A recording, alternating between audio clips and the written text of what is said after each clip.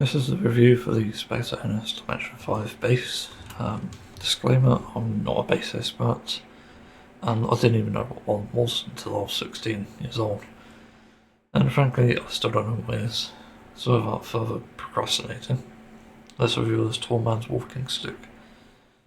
Of a disclaimer, my phone for some reason has a saturation of like 15% or something, so it may be more colourful than it actually is, but it is really colourful IRL too. So I was in the market for a multi-scale bass, and this starts with a story actually, so you can skip ahead if you don't want it. And I came across a lot of hitches in the process of searching for one. I had, I think, 4 options. I said 3 here. Anyway, the first option was a custom bass, which, as you can expect, is bloody expensive, especially with basses, because they just are in general. My second option was to get a dingwall. I like the sounds that these had, but my main problem with them is that other than being kind of overrated, they just weren't visually appealing, and they weren't vegan friendly because of the bone nut alone. And they only sell them with the bone nut, so that became a problem, and the custom model was out of the question, given their back catalogue of apparently 2 years, which is nice, and I need one now. But the third option was the Ibanez BTB series, and they have several, and only 2 of them were true multi-scale instruments, with the 605 MS series. They were nice basses, but they weren't visually appealing, so again, it felt awkward to me. And yes, neither of them appealed to me, somehow. But my fourth option was to go fretless. I got some advice from r/bass on the subreddit, and what people preferred, as I asked them which one would they choose, like fretless or multi-scale, most said they owned both and they preferred multi-scale, so multi-scale it was. So eventually I became lost, because the affordable basses were good, but not visually pleasing. What the hell's that word? And most were too expensive. So I got stuck for a while and decided to finally look again after a while of thinking about it.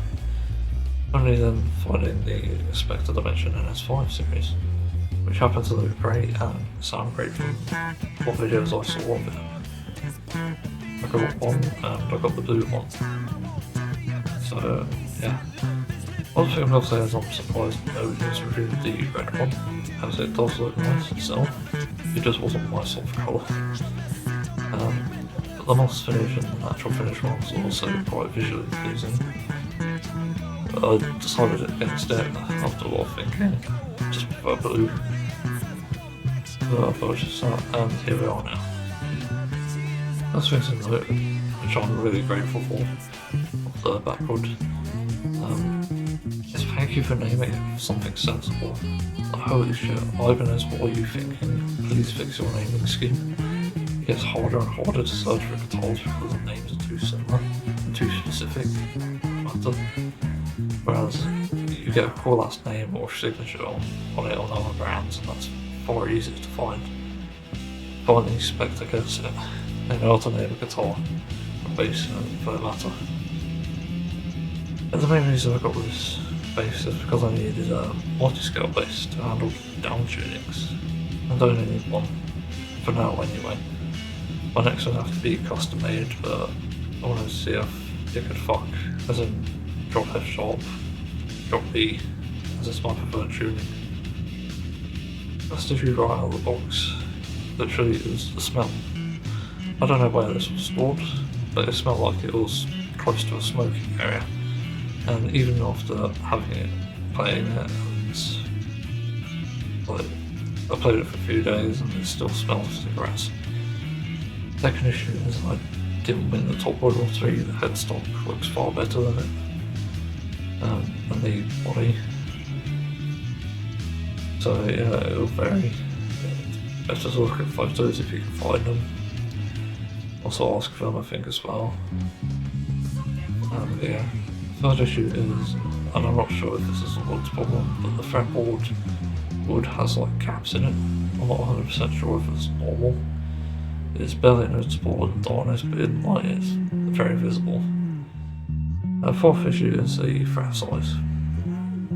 I'm used to jumbo frets on the things, and they tend to give a decent sound and require the most optimal pressure. Oh, wait, I was just saying that. I'll wait and see if medium is fine. Also, the lack of 24 fret dot anywhere is a bit jarring, given every single 24 fret instrument has it. I'm a little bit confused by that. Yeah, there are some positives about the bass.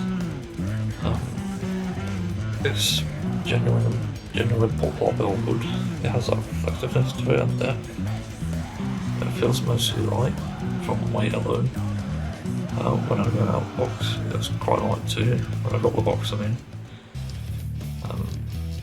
A bit heavier than the average bass, I will say, but it's fine other than that. It has a fucking curved back. I've never seen this like guitar before, let alone bass. And this is crazy to me, because oftentimes like guitar manufacturers go for a flat back, just because that's the default, but here they've gone all out and made it curved. And not only on the top, but the back itself. Like, it's crazy, the quality is pretty damn good. The final thing is, it feels nice to play. I only found one sharp edge. It feels mostly natural to play. Like 34 inches seems to be the sweet spot for the highest string. And the lowest obviously feels bright as well.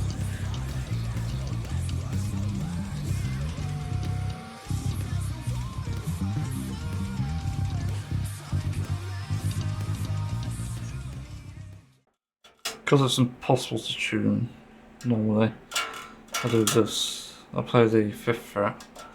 And if it's like plus 500, that's obviously pitch correct, so imagine the other two are right. Completely forgot to put my first impressions here on the bass, but it's very good. I'm surprised actually. Build quality wise, it's good. I would say it's like the best I've seen. It's definitely like niche bits here and there, like for some reason, like the side is like wax as well, like high gloss, which is fine, but it looks a bit out of place. It's also hard to see the dots sometimes. So the dots are reasonable size, but that's the weird thing. For playing, like E standard, E flat and D were fine. They're really tight, and that's a good thing. But even at C standard, it's still bloody tight. I've got it here, I've tuned it up actually. Try to tune it down again, it will just go tight again. So I can tune it like here. Pause the video so I can actually hear. Oh yeah. Yeah, I think so. It still feels pretty damn tight and you can slap it as well. That's good. I see myself using it in C sharp, drop B and drop F on the higher one. Lower one really. There wasn't really many tests I can do with Rocksmith, because I'm limited to TDLC and there aren't many tunes for F sharp, which for good reason, but it's definitely possible to tune it, even now, even if it's like swinging or vibrating a lot. It still feels quite tight when you pick it, which is generally a good thing, and the action isn't like low enough that it's like hitting the frets as you hit it yourself. Even if you hit hard, it's when it hits the frets it becomes a problem. It just creates these like harmonics when you hit them obviously. Very good, I do like it so far. Just have to see in like a music application how it works and stuff.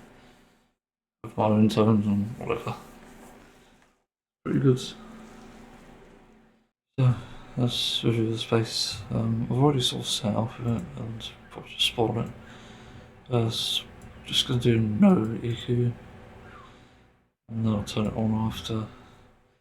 Yeah, I forgot to change the settings. I've only got the volume knob up,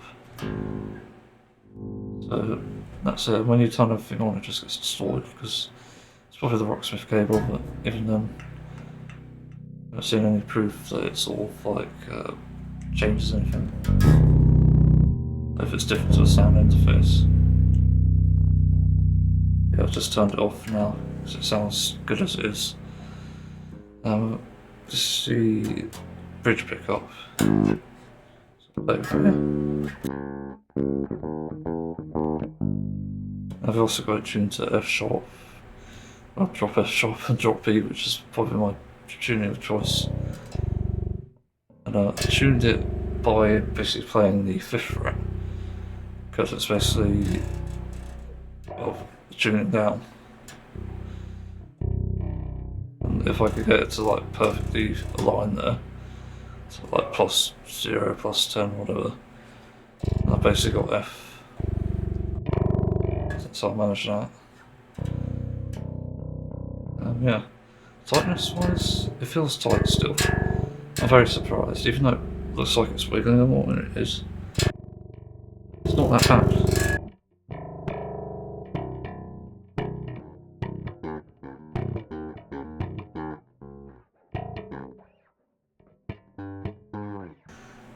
Yeah. And yeah, the rest don't feel that bad. You can bend finally with this on the 2nd fret there.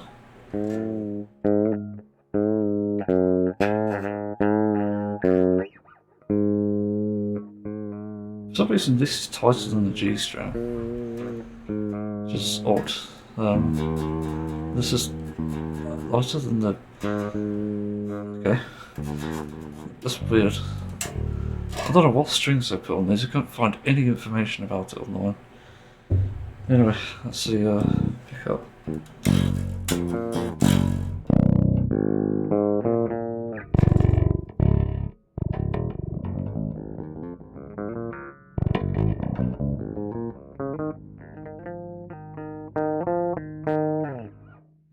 Yeah, it's nice.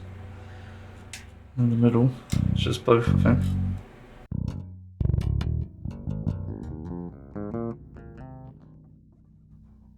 Wasn't playing it right.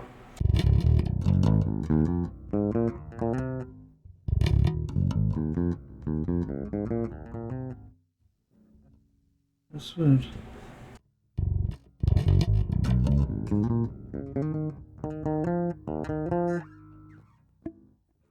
I haven't played on the 24th fret, but it's really hard to get to still.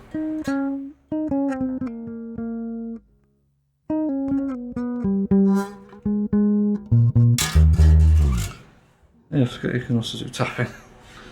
I'll do something like this usually, like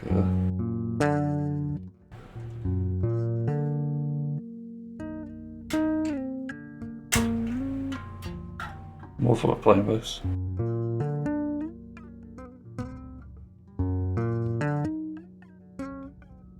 Yeah, I'm not good at it.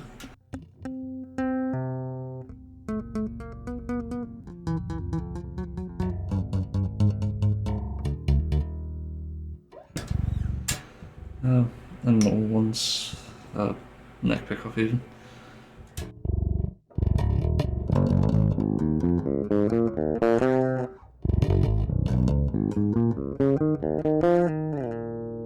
I think I prefer the double one.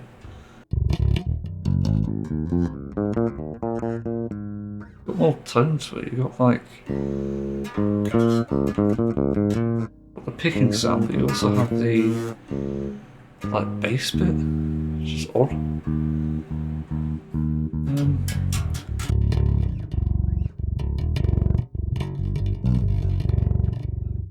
That works quite well.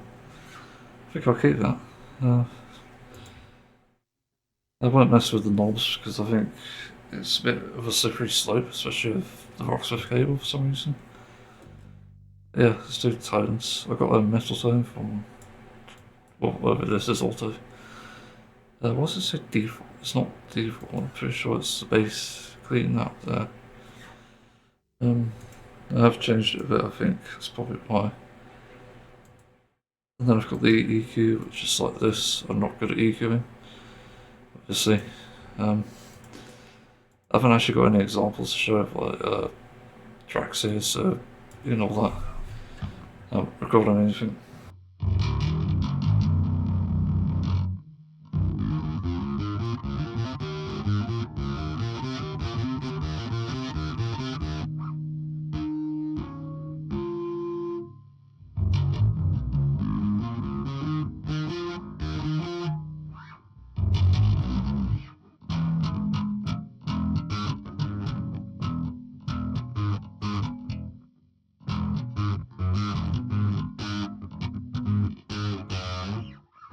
This sounds pretty good even with distortion. Surprise. If I can play. Actually, this is the first time I've actually handled a multi-scale bass. So yeah, gotta be a bit rusty. You know, I played normal ones my entire life, I think. My entire life, the past 10 years since I picked it up. Yeah. Sounds pretty good though. More drop F.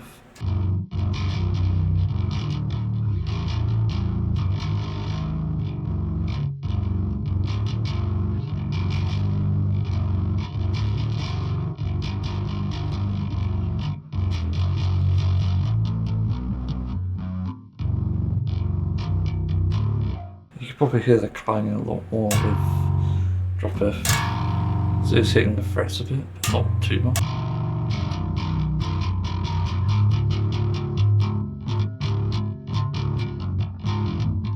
Try twisting a bossy style.